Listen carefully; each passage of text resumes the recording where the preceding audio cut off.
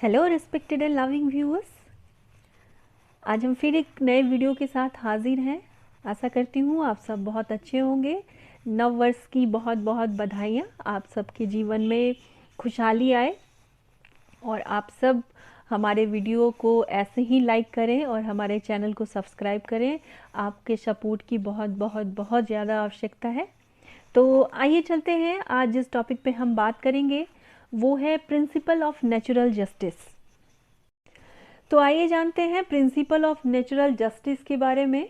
Natural justice Roman law के just natural से लिया गया है। अपने व्यापक अर्थों में यह क्या सही है और क्या गलत, इसकी स्वाभाविक रूप से उत्पन्न हुई भावना है और तकनीकी अर्थ में निष्पक्षता से जुड़ा हुआ सिद्धांत है। सरल शब्दों में, सभी एडजुडिकेटिंग अथॉरिटी को सिविल कंसिक्वेंसेस वाले मामलों को एडजुडिकेट करने में कुछ मिनिमम स्टैंडर्ड्स का पालन करना चाहिए और यही नेचुरल जस्टिस है। आइए जानते हैं इसके हिस्ट्री के बारे में। नेचुरल जस्टिस के प्रिंसिपल और प्रैक्टिसेस प्राचीन काल से चली आ रही हैं। यह सिद्धांत इंग्लिश कॉमन लॉ से लिया गया है।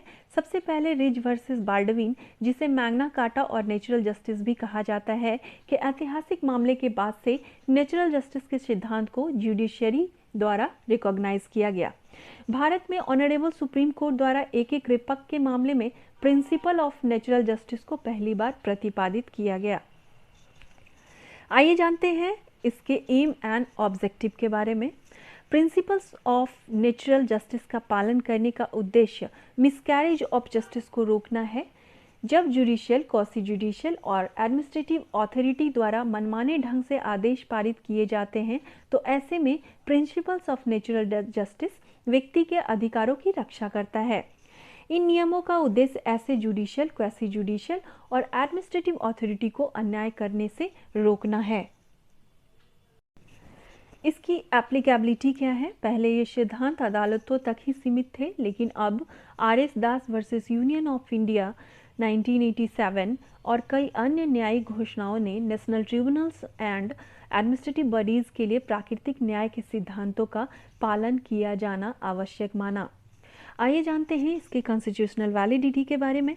प्रिंसिपल ऑफ नेचुरल जस्टिस ने अपनी शक्ति कॉन्स्टिट्यूशन के आर्टिकल 14 और 21 से प्राप्त की है, जो समानता के अधिकार और जीवन और व्यक्तिगत स्वतंत्रता के अधिकार की गारंटी देता है।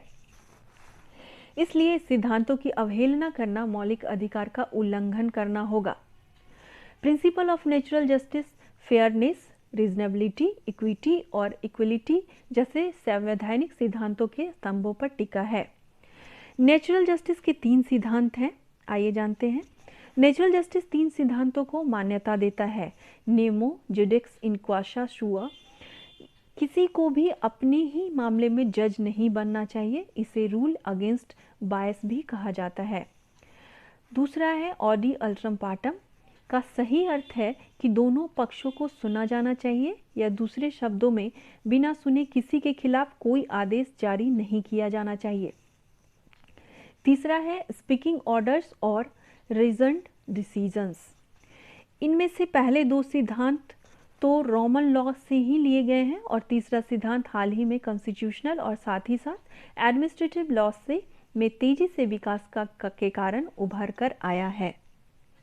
आइए जानते हैं नेमो जुडिक्स इनक्वाशा शुआ रूल्स अगेंस्ट बायस क्या है। यह सिद्धांत अधिक लोकप्रिय रूप से डॉक्ट्राइन ऑफ बायस के रूप में जाना जाता है। इसका अर्थ है कि किसी को भी अपने मामले में न्यायाधीश नहीं होना चाहिए, क्योंकि यह पक्षपात का कारण बन सकता है। इसलिए इस नियम का मुख्य उद्देश्य यह है कि न्यायाधीश मामले के अनुसार दर्ज साक्ष्यों के आधार पर निष्पक्ष निर्णय दे। यह नियम न केवल एक बायस्ड डिसीजन की संभावना से बचने के लिए किया जाता है, बल्कि प्रशासनिक न्यायिक प्रक्रिया की निष्पक्षता में जनता के विश्वास को सुनिश्चित करने के लिए भी लागू किया जाता है।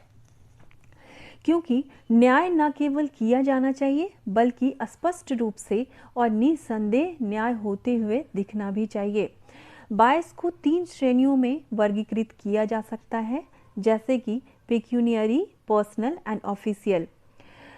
पेक्यूनियरी बायस क्या है? यह स्पष्ट है कि यदि प्रोसीडिंग की विषय वस्तु में एडजुडिकेटर का आर्थिक हित निहित होगा तो निर्णय प्रभावित होगा।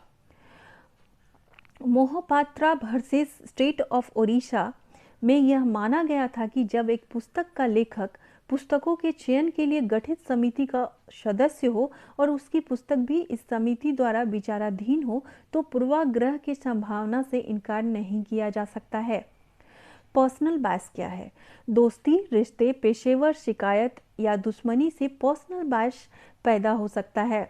इसी कारण Tata motor challenge versus government of west Bengal 2016 में Singur land rehabilitation and development act की कॉन्स्टिट्यूशनल वैलिडिटी पर जस्टिस सौमित्र पाल ने यह कहते हुए खुद को इस मामले से अलग कर लिया है कि वह मामले के संबंध में कुछ लोगों को व्यक्तिगत रूप से जानते हैं।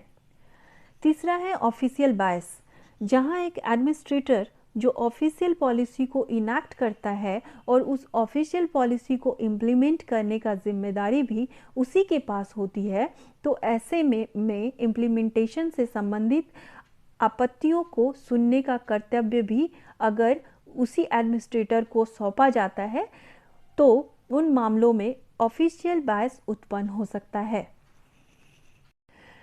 आइए जानते हैं ऑडी अल्ट्रम पार्टम रूल ऑफ फेयर हियरिंग क्या है। मूल रूप से इसका मतलब यह है कि किसी भी व्यक्ति को सुनवाई का उचित अवसर दिए बिना अदालत द्वारा निंदा या दंडित नहीं किया जा सकता है। इस सिद्धांत के पीछे उद्देश्य यह है कि दोनों पक्षों को अपने प्रासंगिक बिंदुओं के साथ खुद को पेश करने का उचित मौका दिया जाना चाहिए ताकि एक निष्पक्ष सुनवाई की जा सके। यह सिद्धांत पार्टियों को कुछ अधिकार देता है, जैसे कि नोटिस का अधिकार। नोटिस किसी भी सुनवाई का शुरुआती बिंदु है। जब तक कोई व्यक्ति मामले में शामिल विषयों और मुद्दों के आधार को नहीं जानता, तब तक वह अपना बचाव नहीं कर सकता। मामला और साक्ष्य पेश करने का अधिकार। एडजुडिकेटिंग अथॉरिटी को पक्ष को अपना मामला पेश करने का उचित अवसर देना चाहिए। तीसरा पॉइंट है प्रतिकूल साक्ष्य का खंडन करने का अधिकार। प्रतिकूल साक्ष्य का खंडन करने का अधिकार यह मानता है कि व्यक्ति को उसके खिलाफ सबूत के बारे में सूचित कर दिया गया है। चौथा है क्रॉस एग्जामिनेशन। क्रॉस एग्जामिनेशन सत्य को जानने और स्थापित करने का सबसे शक्तिशाली हथियार है। पांचवा और आखिरी पॉइंट है लीगल रिप्रेजेंटेशन का अधिकार। अब आइए जानते हैं स्पीकिंग ऑर्डर्स क्या है। स्पीकिंग ऑर्डर्स का अर्थ है कि प्रत्येक निर्णय के लिए उचित कारण दिया जाना चाहिए। यह एडमिनिस्ट्रेटिव डिस्क्रिशन के दुरुपयोग को रोकता है और यह सुनिश्चित करता है कि निर्णय निष्पक्ष हो और उसकी सार्थक समीक्षा की जा सकती है। भारत में siemens engineering versus union of India 1976 मामले में सबसे पहले यह आदेश जारी किया गया था कि क्वासी जुडिशियल अथॉरिटीज को अपने आदेश के उचित कारणों को बताना आवश्यक बताया गया। कंक्लूजन क्या है? प्रिंसिपल ऑफ नेचुरल जस्टिस कानून का हिस्सा हो भी सकता है और नहीं भी, लेकिन किसी भी हाल में इस सिद्धांतों का पालन किया जाना चाहिए।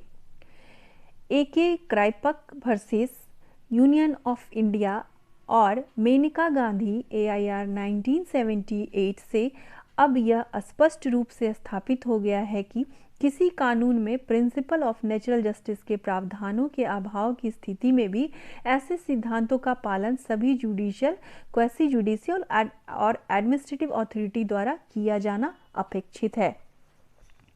हमारे चैनल के साथ बने रहें। DNA लीगली हम ऐसे ही वीडियोज के साथ आपके साथ बने रहेंगे। तब तक के लिए धन्यवाद।